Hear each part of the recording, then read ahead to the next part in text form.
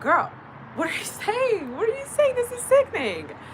Hey everyone, I'm on a little break and I wanted to make a video because this morning I woke up and I started thinking about first of all, I'm just saying we're so back because it's been such a crazy year, and I like started this YouTube channel a few years ago, right? And I've been making videos like right here. And so it's such a full circle moment for me. I'm very present, very much taking it in. I got me some sparkling water from Trader Joe's. I love a sparkling water down, honey. It's something about that crisp. I am definitely more of a tart girly. I love anything that's like kind of sour. So anyway, welcome back. Welcome back. How do you do? Right. Okay.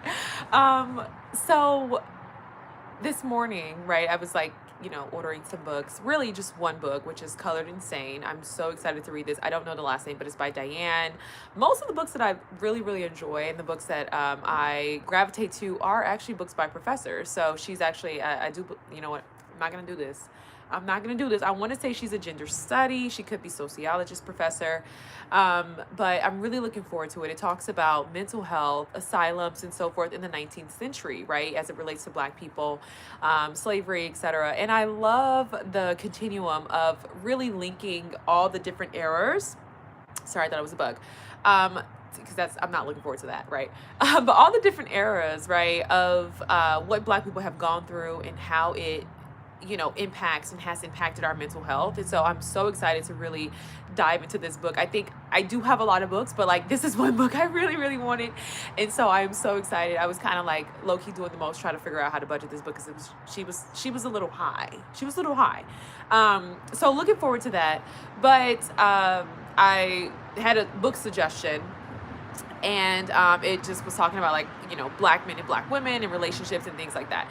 And so something that I was thinking about was just how for so many of us we have no idea how to relate to one another, right?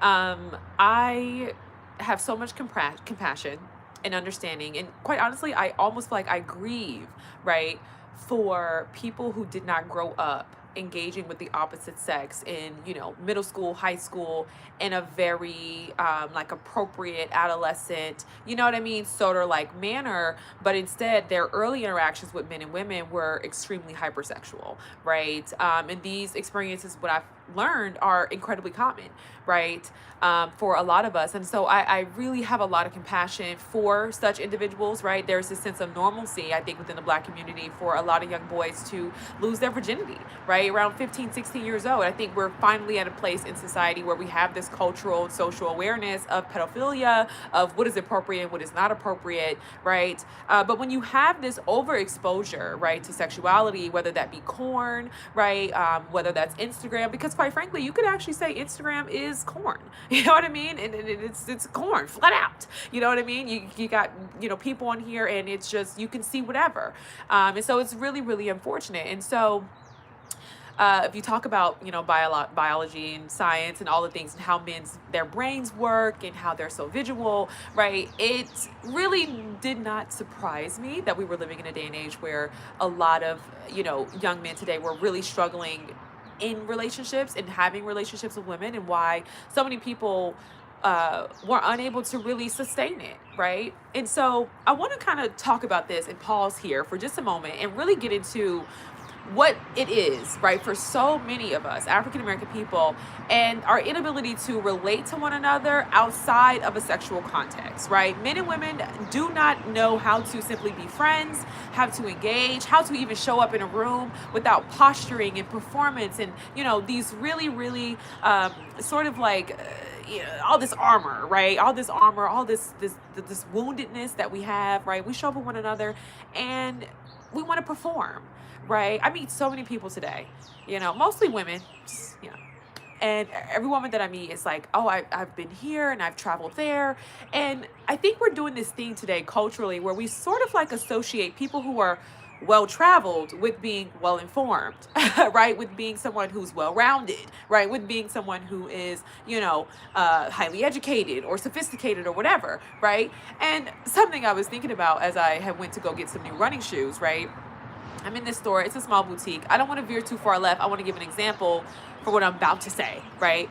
And it's a small boutique. It's not too far from me, right? And I'm experiencing racial discrimination, right? Now, I didn't go to this boutique specifically for any other reason other than the fact that I was looking for running shoes. It was close to my gym. I said, hey, I want to just go, because I've been eyeing these running shoes. It's a pair of Hoka's, right? I'm postpartum. I'm getting back into it. And I got to say, your girl used to run about 6 miles. So I'm getting back into it, right? I need the absolute maximum support, right? I was looking into Nike Metcon. But again, I don't want to veer.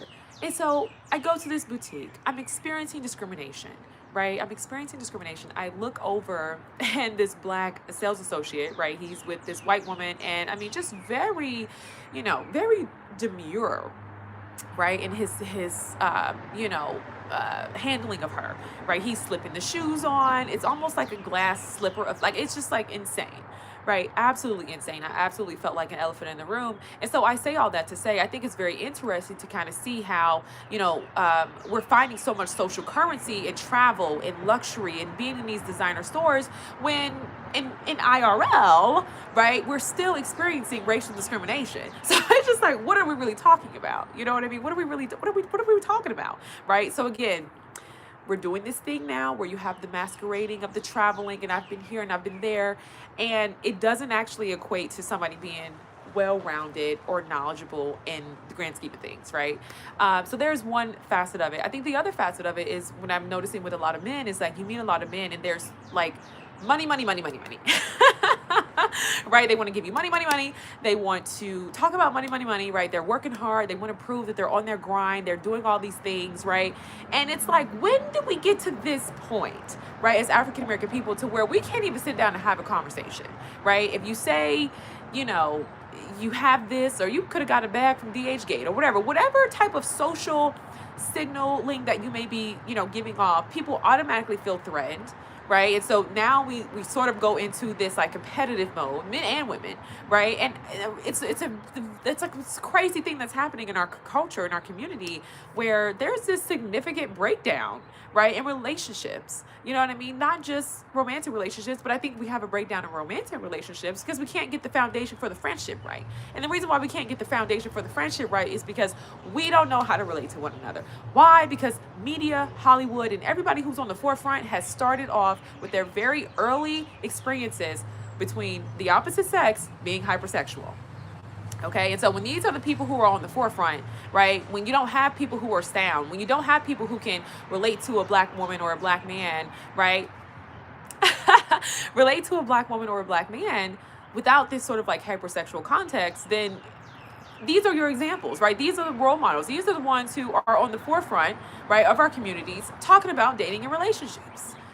So that's the problem, right? That's the problem. That there you have it at its foundation. Right? We don't know how to relate to one another outside of sexual context. And it's just that simple.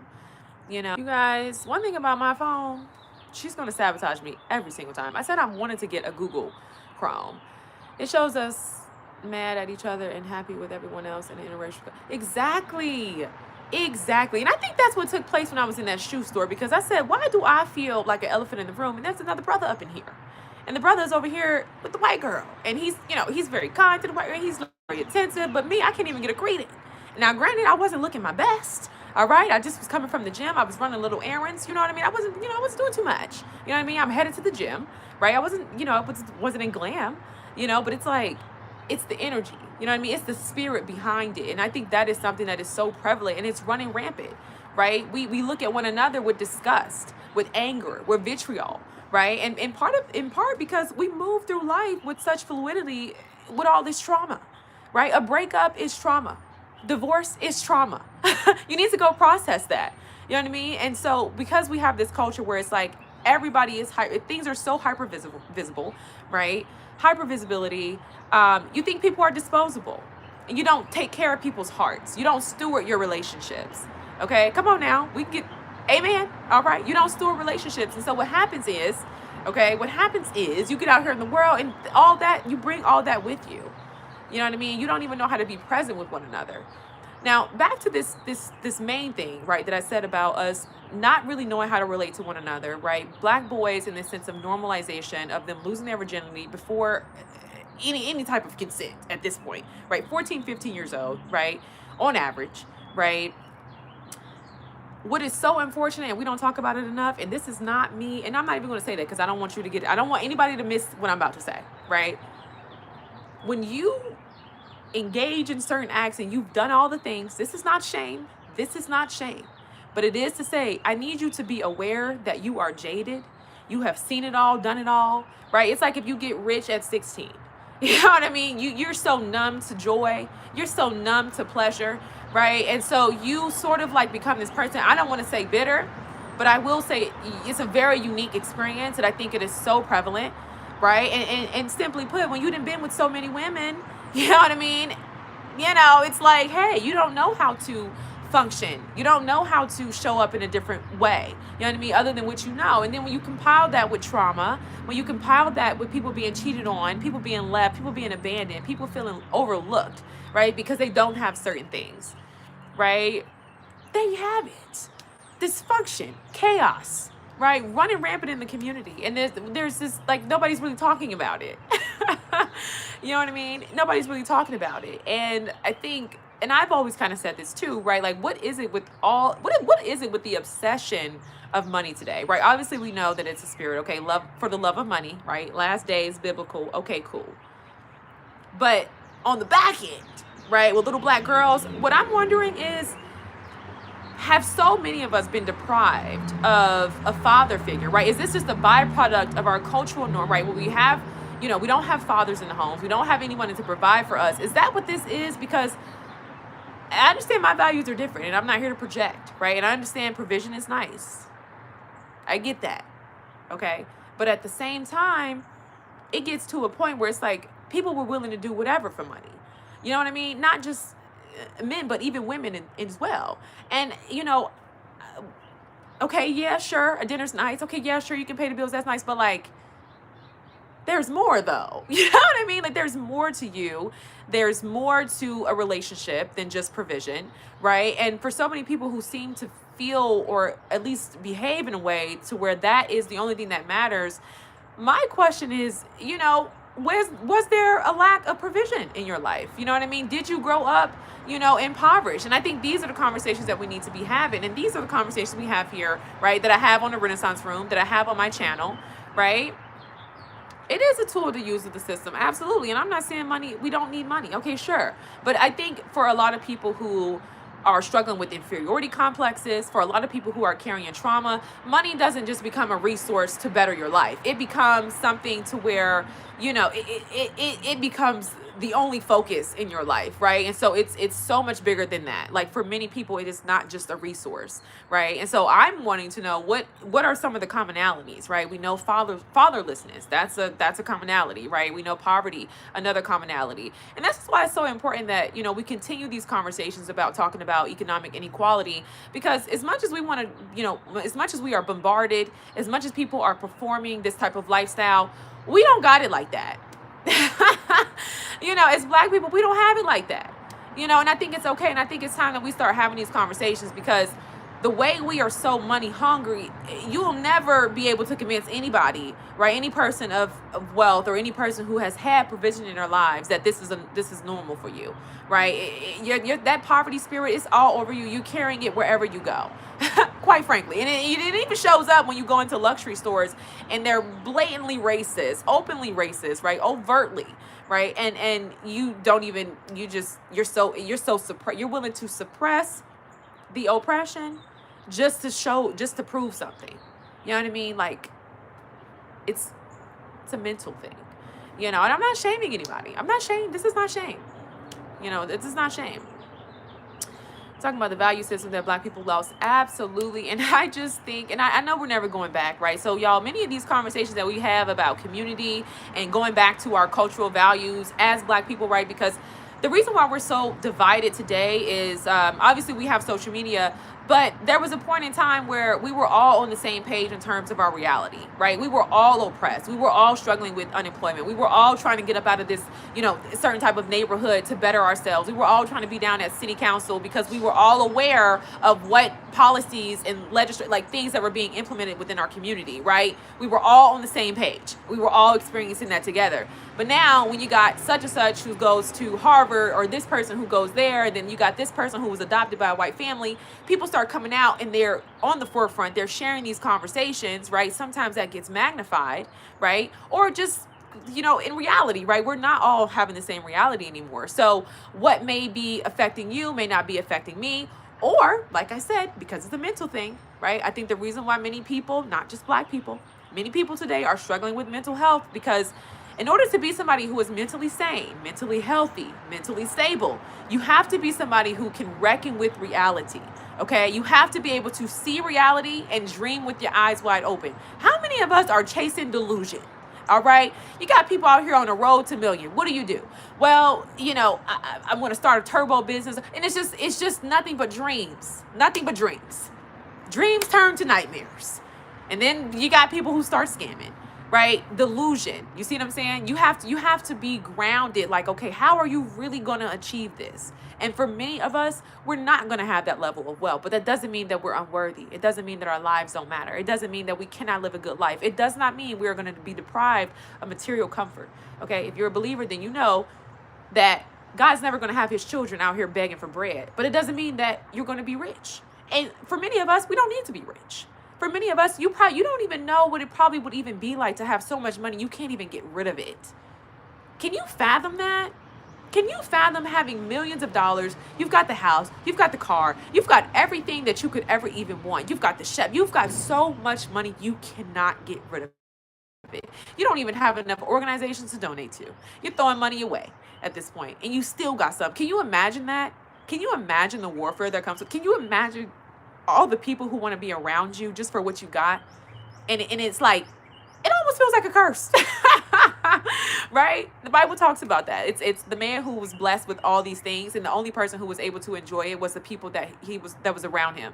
Right? So I talk Bible because, I tell you guys the history of it, right? Most importantly, in regards to the African American community, and how Christianity absolutely aided, right, in our in our wellness, in our liberation, right? And so I know right now we got Christian nationalism doing this thing, but I want you guys to know, right, from a white Christian standpoint, our faith practices has always been different, right?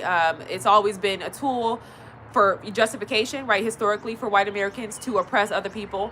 And even in, when you're talking about, studying theology, right, it's more so from an analytical standpoint, from an intellectual standpoint. Whereas the Negro gospel has always been about, right, spirituality. It's always been about liberation. It's always been about community, and really practicing some of those Christian values, like, justice and so forth. And that's why you can see today, right, you have Michael B. Jordan getting an award, and a white man calls him the hard NR, right? And, there's grace. So you don't even have to say, hey, I'm a Christian. It's something that Black people typically embody, and you can see it every day in our conduct, right? Especially when we are faced with oppression, especially when we are faced with blatant racism and discrimination and so forth, right? And you can see the grace and favor, right? I went to the running store, I was discriminated against, and, made to feel like I shouldn't be here, right? And I ultimately found those shoes that I was looking for, got them like next day, and I got them for half the cost, free shipping, right? So it's like, it's real. You know what I mean? Your faith is real. And it's the one thing that can really help you stay grounded, right, when everybody's doing all these different things, right? And when we start talking about why we are struggling to relate to one another as Black men and Black women, and why we can't seem to get along, you talk about these origins in, hypersexuality, and what that kind of manifests as, right? That manifests as, just this overt promiscuity. You know what I mean? And then that turns to perversion. Right? And so people are out here just not in their right minds. It's hard to be in a relationship with someone, right? And we're talking about relationships, but we were talking about friendship, right? But it's hard to be in a relationship with someone when you've had certain experiences and your mind is all over the place, right? Your mind is, you need to renew your mind, quite literally, right? Like, it's hard.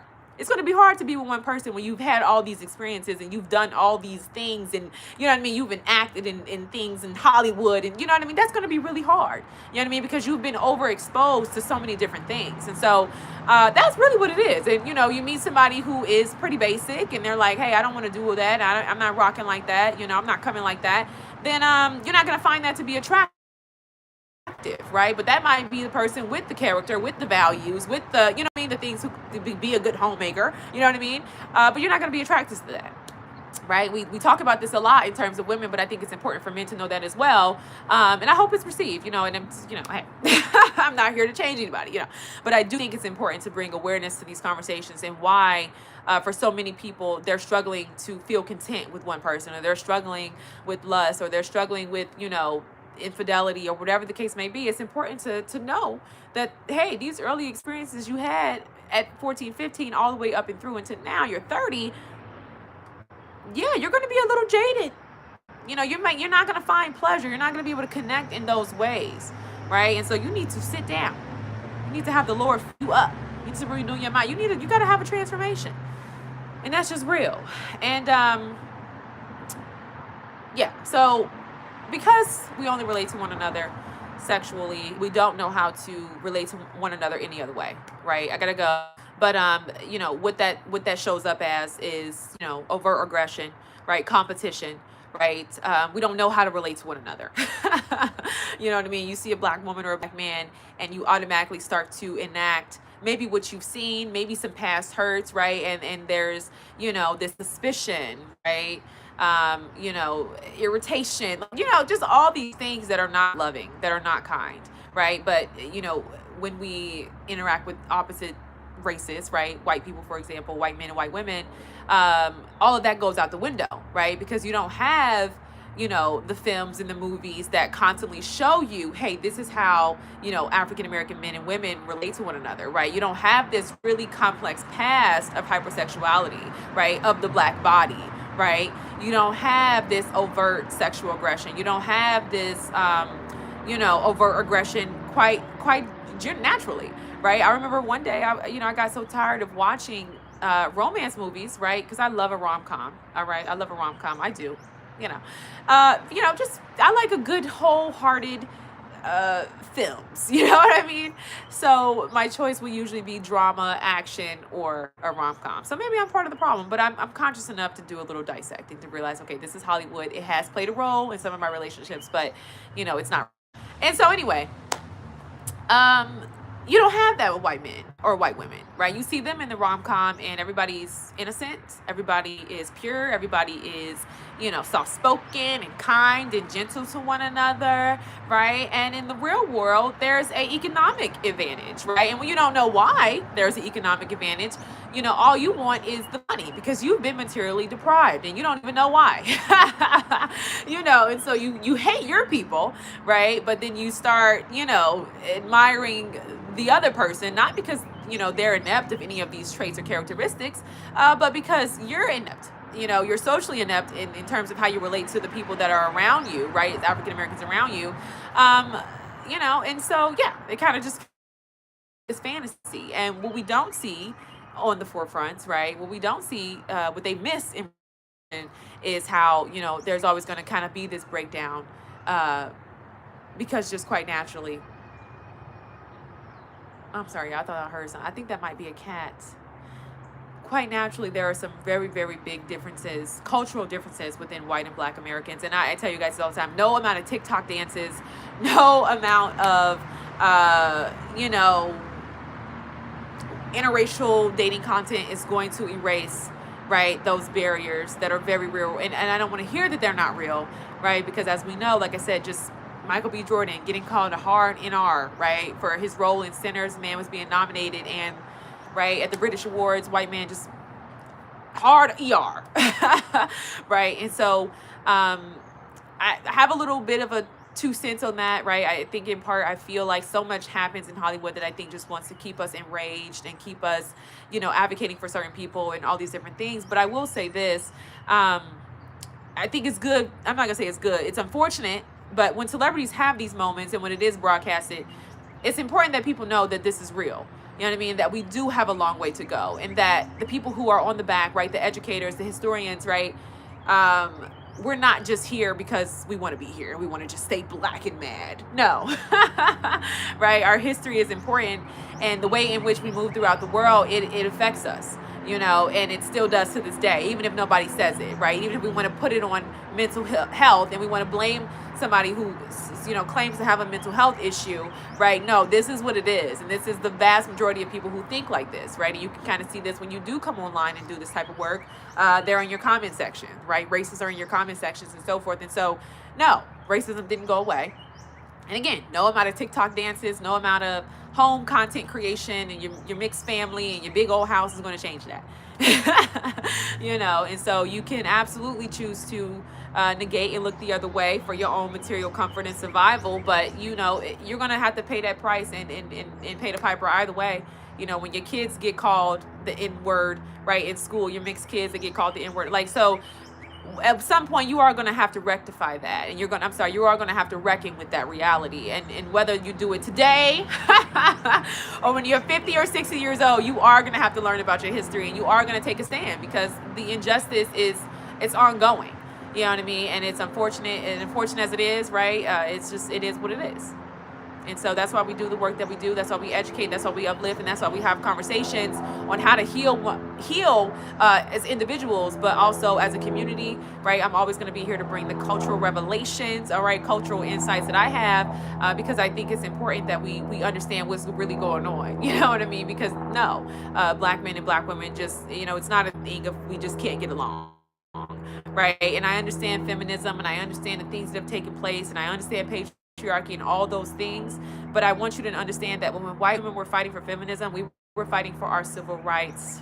All right. So anytime you're studying history, you always have to know that because this country, right, foundationally is segregated, we have always had our own movements, right? We've never been unified in that way to where we're ever fighting for the same things, right? The things that were going on within white society were not the things that were going on within the black society, right? And it's always been that way. And it's not because, you know, somebody wants to tell the story. No, that's just the reality, right? We have been segregated, right? And so that's important for you to know that, you know. So anytime you hear, you know, this is what's going on in this culture, in this community, you know, it was not probably what was taking place within the black community, especially in a historical context. So I'm going to go. I hope I didn't talk too fast. I hope you guys got something from this. I know you did. I really, really enjoyed making this video. This is a very short one. Yeah. It's been a day. Enjoy the day. Happy spring. I thank you guys for watching and participating. As you're talking about the value system of Black people laws, we don't know the science of business, mating, and law in our community. Do more lives. I definitely will look forward to doing more lives. They're heroic and caring. Yeah, that's how they're presented, is heroic and caring. Yeah, and then I think that's why when you have deception and all the things, right, people want to kind of, you know, backpedal and go back to their communities, right? But you burn so many bridges, right? And all of this black, I call them the black maggots, people who support MAGA. Black people who support MAGA, I call them the black maggots. Yeah, and so, yeah, I mean, I think the science of business, I mean, we say science of business, yeah, I mean, I guess you're talking about the logistics, right? What do you do with the $100,000 loan? You know what I mean? Like, what do you do with that, right? I'm not going to start pointing out any stereotypes, all right? But yeah, and then, you know, mating, yeah, mating, I think we just don't have enough, you know, healthy role models. I don't think we have enough experience to really draw from to be able to interact with one another in a healthy way. I think just quite naturally, you know, our way of relating has always been through a really, you know, overtly sexual lens, and it's unfortunate, you know, and I don't think that's because that's who we are, right? That's a stereotype, right? No, that's not who we are. That's the representation that has been, you know, pressed upon us because of the lack of role modeling. Right? And so when you don't know who you are, when you don't have representation, the world then tells you who you are, right? And if that world is predicated on a white majority, then that world is going to be sure that some people get positive representation, such as being caring and heroic, and others get a very negative representation, right? And that's just pretty much streamlined all the way through the caste system, right? The creation of the caste system, right? It's always about, hey, who's good, who's bad, who's clean, who's dirty, you know? So there you have it. I will do more lives. All right, guys, I gotta go.